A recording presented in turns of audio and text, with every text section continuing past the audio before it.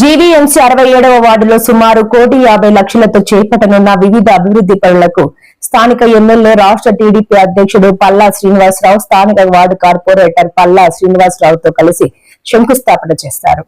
అనంతరం పెంటయ్య నగర్లో 32 లక్షలతో నిర్మించిన సామాజిక భవనాన్ని ప్రారంభించారు. ఈ సందర్భంగా భవన నిర్మాణానికి కావలసిన స్థలాన్ని ఇచ్చిన దాతలు మట్టపల్లి చెలమయ్య కుటుంబ సభ్యులను అభినందించారు. అనంతరం మాట్లాడుతూ జీవీఎంసీ పరిధిలో అన్ని వార్డులను కోట్లాది రూపాయలతో అభివృద్ధి చేస్తున్నామని తెలిపారు.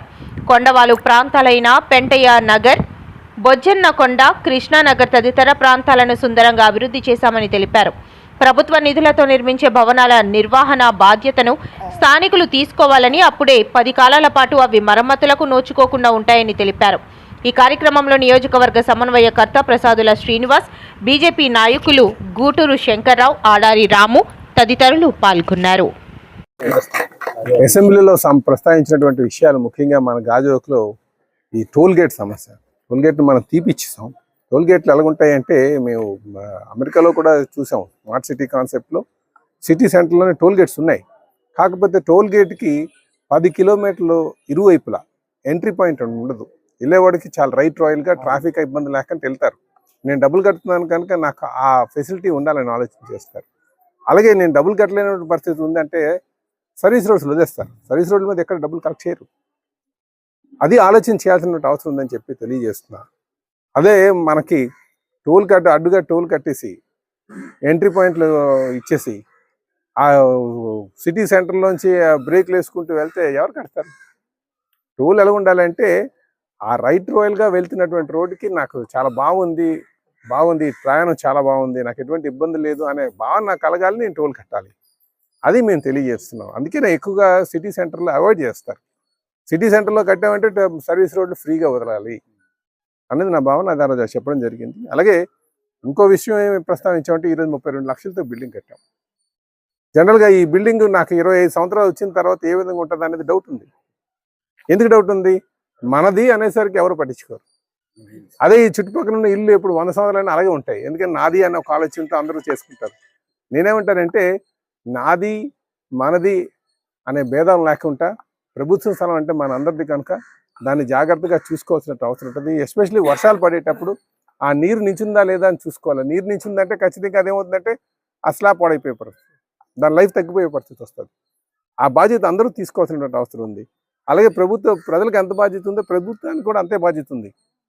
బిల్డింగ్లకి డబ్బులు కేటాయించి వదిలేసిన తర్వాత ఇంక నేను జీవితకాలంలో మళ్ళీ ఇప్పుడెప్పుడు దాన్ని పట్టించుకుంటే అవ్వదు. లేకపోతే బాగా డైలాఫిడేటెడ్ స్టేట్కి వచ్చిన తర్వాత ఇంక శిథిలాస్థితికి వచ్చిన తర్వాత నేను డబ్బులు పెడతానన్నా కరెక్ట్ కాదు. కనుక దానికి ఇలా ప్రభుత్వం భారీగా వెచ్చించి కడుతున్నటువంటి భవనాలన్నింటికి కూడా ఒక రియల్ ఎస్టేట్ వింగ్ ఉండి ప్రత్యేకంగా దీని మెయింటెనెన్స్ కోసమే చూడాల్సిన అవసరం ఉందని చెప్పి ఆ రోజు ప్రస్తావన చేయడం జరిగిందండి. ఇంకోటి ఈరోజు ఇంకో విషయం ప్రస్తావించేసింది ఏంటంటే డంపింగ్ యార్డ్స్ ఉన్నాయి. డంపింగ్ యార్డ్స్ సిటీ సెంటర్లో అది యాక్చువల్గా డంపింగ్ యార్డ్ కాదు, అది యాక్చువల్గా క్లోజ్ కంపాక్షన్ సిస్టమ్ అంటారు దాన్ని. క్లోజ్ కంపాక్షన్ సిస్టమ్ ఏమవుతుందంటే మన చుట్టుపక్కల ఉన్న ఎక్కడన్నా చెత్త దొరికితే చెత్త తీసుకొచ్చి అక్కడ డంప్ చేయకూడదు. డైరెక్ట్గా ఒక బిన్ ఉంటుంది, ఆ బిన్లో వేసి ఆ మరుక్షణమే అది లారీలోకి లోడ్ అవ్వాలి కంపాక్ట్ చేసి. ఎందుకంటే చెత్త అంతా లూజ్గా ఉంటుంది కనుక కంపాక్ట్ చేసి అది ఎక్కువ క్వాంటిటీని మనం లారీకి ఎక్కించి వెంటనే పంపించాలి.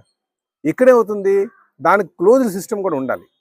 మేము 2019లో మేము శాసనసభ్యుడిగా ఉన్నప్పుడు 13 కోట్లు అన్నారు. మరి ఆ తర్వాత వచ్చి ఓపెన్ షెడ్ పెట్టేసి పెద్ద డంపింగ్ యార్డ్ తయారు చేసి క్లోజ్డ్ కంపాక్షన్ సిస్టంలో లేదు.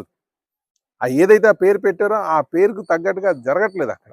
దాంతో ఏమవుతుంది, మన పండగ రోజు విపరీతంగా ఎవరు పనులు లేరని చెప్పి డంప్ అంతా తెచ్చి అక్కడ వేసేసారు.